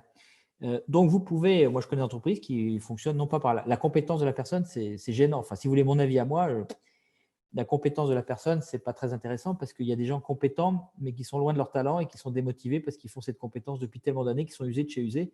Il vaut mieux prendre quelqu'un de moins compétent et qui en a vraiment envie, il apportera plus de valeur. Moi, mon argument à moi, mais c'est que moi, donc ça n'a aucun intérêt. Mais comme la question m'est posée, je ne vais pas me gêner, c'est la création de valeur. Moi, je suis un obsédé de la création de valeur avec un S. Hein. Vous ne me prenez pas pour un mec qui capitalise, machin, avec tous les côtés négatifs. Non, non, c'est la création de valeur. C'est-à-dire, dans quelle mesure l'entreprise est capable de s'aligner avec ses talents qui lui permettent de créer le potentiel créateur le plus profond et le plus puissant que cette entreprise peut amener au monde qui l'attend. Et dans le monde, c'est au large. Hein. Il n'y a pas que les clients, il y a l'environnement, etc. etc. Bon, ça, c'est ma réponse personnelle. C'est comme ça qu'on fonctionne dans l'institut dans lequel je suis. Après ça dépend du point de départ, et puis on fait améliorer les choses, et puis après, ça dépend de la philosophie qu'on a. J'ai des entreprises qu'on a accompagnées, eux, ils disent, donc il y a des philosophies derrière qui sont liées avec l'ADN, ils disent, nous, on veut que tout le monde ait la même rémunération. Bah oui, il y a des entreprises qui fonctionnent comme ça. Il y a une autre entreprise, ils veulent rémunérer, dans l'économie sociale et solidaire, ils veulent rémunérer en fonction des besoins des personnes. Si tu as 5 enfants et tu en es à ton 3e mariage, tu vas toucher plus que le célibataire qui n'a pas encore ni d'enfants ni de mariage. Ce genre de choses. Bon, il n'y a pas à juger, c'est des philosophies différentes. Il y en a d'autres, comme moi, qui sont plutôt sur la question de la création de valeur, la contribution à la création de valeur, pour ne pas se perdre dans des trucs qui n'ont pas vraiment beaucoup de sens, puisque je suis au service de l'entreprise. Bon, évidemment, je n'en parle pas de manière objective, parce que c'est ce que je préfère. Mais donc, derrière, il y a des croyances, il y a des valeurs, et il y a une philosophie qui est liée à l'ADN de l'entreprise, qui fait que chacune des entreprises va à sa philosophie. Puis après, il a un outil. Il pouvait le faire avant d'ailleurs. Mais disons que la mise en place de l'holacratie va rendre un tel miroir et va ouvrir un tel questionnement, va permettre à tout à chacun de descendre de vélo pour se regarder pédaler, chose qu'on ne faisait plus tellement sur beaucoup de processus dans l'entreprise, que du coup, ça va déclencher, c'est juste ça, ça va déclencher des réflexions qu'on aurait pu faire sans holacratie, bien sûr. Et le fait d'avoir l'outil va faciliter le fait d'avancer, puisqu'on est dans une méthode très agile pour le coup, et qu'on n'a pas besoin de rentrer dans un effet tunnel où on va définir le processus avec le super consultant qui va vous faire un to-be génial après avoir fait 3 mois d'entretien individuel, etc., des rapports d'étonnement. On arrête ça, on passe à quelque chose. Il y a une tension, il y a effectivement ce processus-là, il est améliorable. C'est quoi le prochain pas? Boum, et il est fait. Et puis après, on fait un deuxième prochain pas. Boum, boum, boum.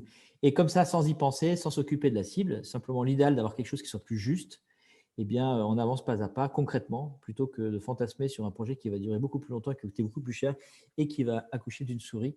Bon, je caricature un peu, mais j'ai été consultant, donc je me moque de moi quand je dis ça. Merci beaucoup, Bernard-Marie. Alors, on va passer à l'avant-dernière question, une question de Lydie. Faites-vous la différence entre la création de valeur et la croissance? Ah oui, ça n'a rien à voir. Ça n'a rien à voir. Par exemple, je vais prendre le cas de AGI, ça n'a rien à voir. Croissance, c'est croissance, création de valeur, c'est création. Par exemple, si je prends l'Institut AGI, nous, on est tout petit. Hein. On est 5 et on est vraiment tout petit. Et on s'en fiche de la croissance. D'ailleurs, la croissance serait contre-productive pour nous, parce que nous, mais on a un institut de recherche, on est chercheurs praticiens. Donc, notre job, c'est de créer de la valeur pour vous accompagner en holacratie sans galérer comme ceux qui ont démarré, nos premiers clients ont galéré. On est un peu la jonction, on fait le témoin entre les premiers et puis ceux qui arrivent maintenant. Et on continue d'accompagner les premiers, donc on est au courant de ce qui se passe 8 ans plus tard, par exemple, dans une entreprise. Donc nous, on est centré, on est dans la recherche pure. Donc attention, de la recherche pas théorique, hein, la recherche pratique. Tout ce qu'on raconte, c'est basé sur l'expérience. On n'a rien lu dans les bouquins. Du coup, on crée de la valeur tout le temps, tout le temps. Il n'y a pas une formation, on n'apporte pas un nouvel élément qui crée de la valeur. D'ailleurs, le client que j'évoquais ce matin, il était surpris parce qu'on ne l'avait pas vu depuis 3 ans, c'était son choix.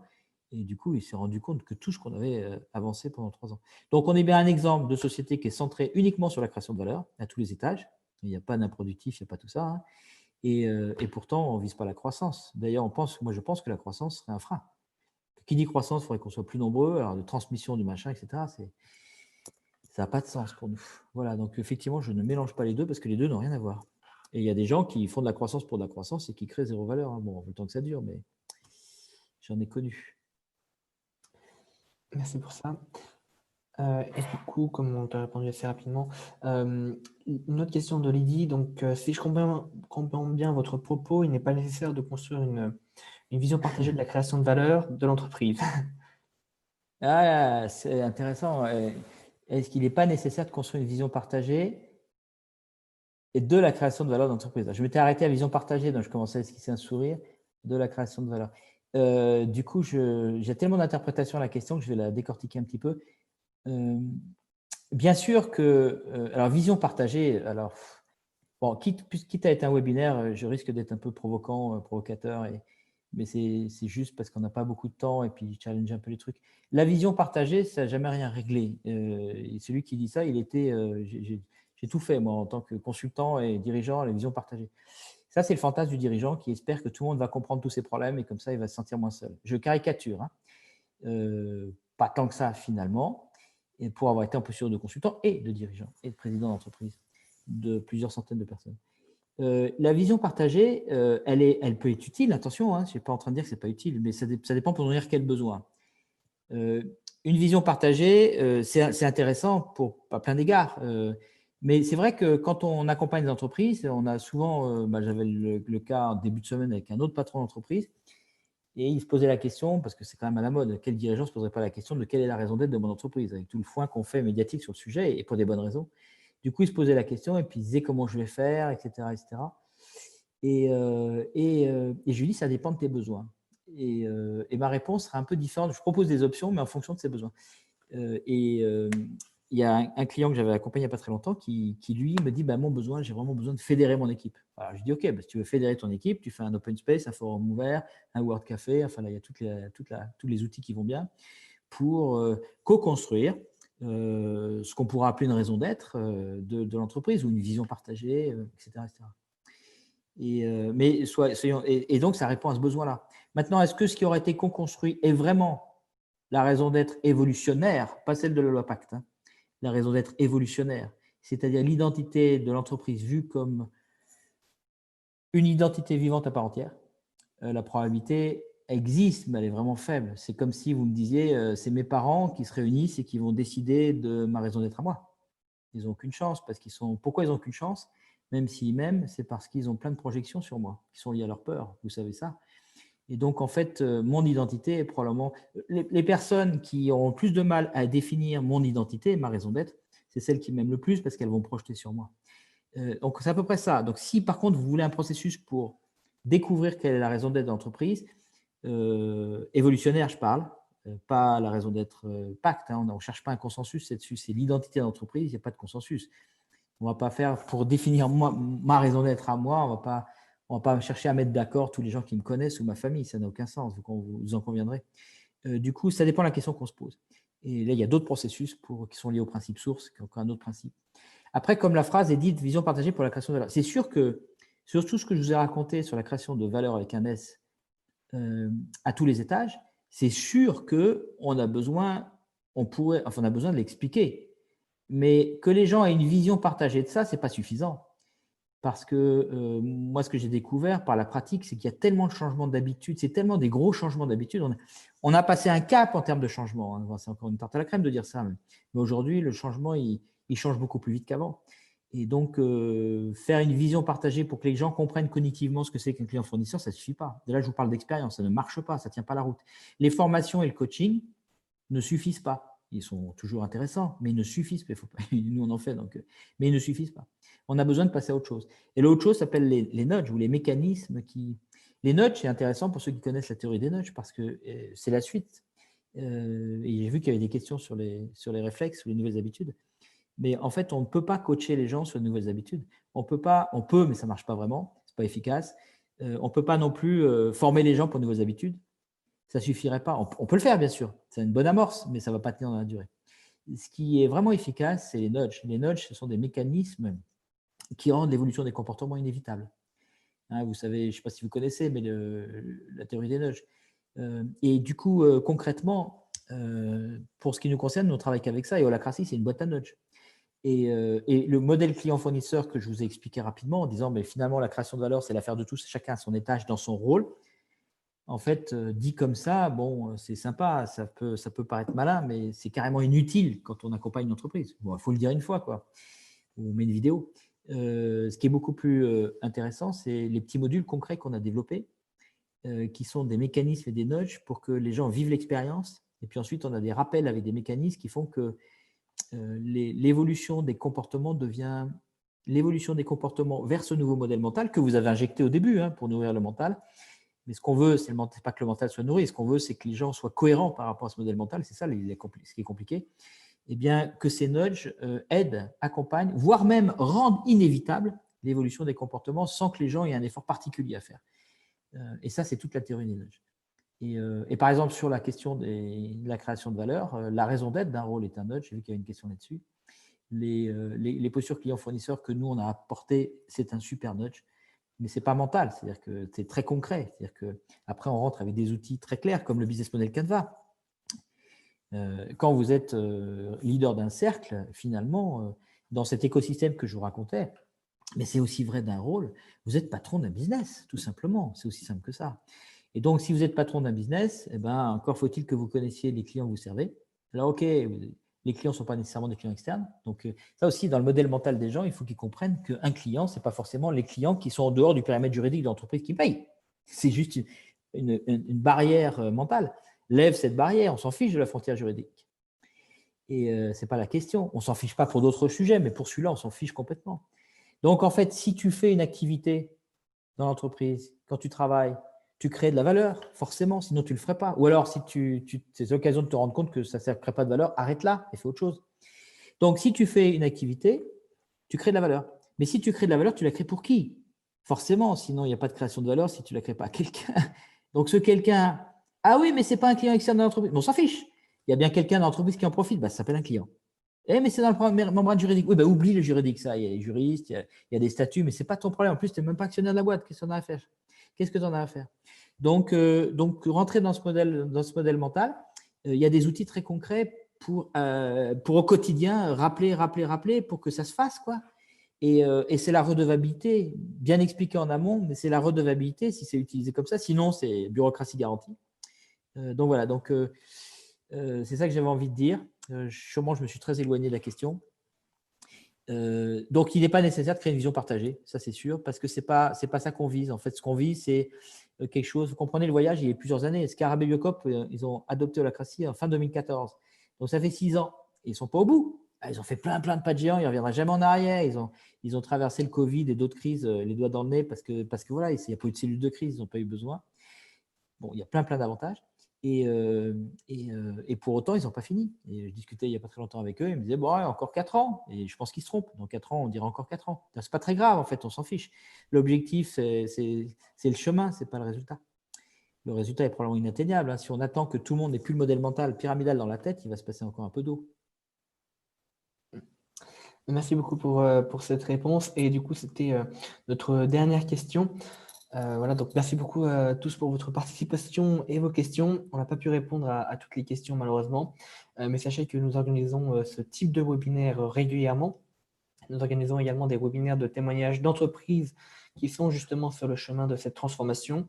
Vous aurez toutes les informations dans l'email de follow-up qui s'en suivra. De même, si jamais vous êtes intéressé pour faire un prochain pas là-dessus, vous aurez toutes les informations dans cet email. Donc, merci beaucoup Bernard-Marie pour la préparation et pour les réponses à ces questions. Je te propose de conclure ce webinaire avec un tour de clôture. Du coup, ta clôture. Ouais, en fait, je suis assez, je suis à la fois, je suis multiple. Je suis ravi parce qu'il y a des super questions et puis ça m'a plu de répondre à ces questions avec ce que je sais et dans les limites que j'ai. Et en même temps, je suis horriblement frustré parce que je suis en train de découvrir qu'il y a des questions et les premières en plus. Donc, je vais challenger la prochaine fois Louis sur l'ordre, mettre ça dans les notes pour qu'on crée plus de valeur la prochaine fois. Je pense qu'il y a des questions. Tu vois, la première, qui définit, fait évoluer la raison d'être d'un rôle, et puis la deuxième sur les accords mutuels entre collaborateurs avec la position du manager. C'est 2 questions qui m'auraient drôlement aidé pour véhiculer ce que j'aurais voulu véhiculer. Bon, c'est difficile pour toi de les voir, mais du coup, voilà. Donc, j'ai cette frustration. Il n'y a pas de critique du tout, mais j'ai cette frustration-là. Que je vais recycler immédiatement juste après le webinaire en essayant de négocier avec Louis pour qu'on puisse se réfléchir ensemble aux questions qu'on prend. C'est difficile parce qu'elles sont toutes intéressantes, évidemment. Voilà, donc je suis emballé. Je vous remercie pour toutes les questions. Et en même temps, je suis en train de réfléchir à comment on va améliorer encore ces questions-réponses. Super, merci beaucoup. Donc, un nouveau poteau pour toi. Et donc, merci beaucoup à tous pour votre participation. C'était un vrai plaisir. Voilà, vous étiez près de 80, donc le plaisir est pour nous. Et puis, on espère se revoir peut-être en ligne ou en présentiel. Voilà. Merci beaucoup à tous.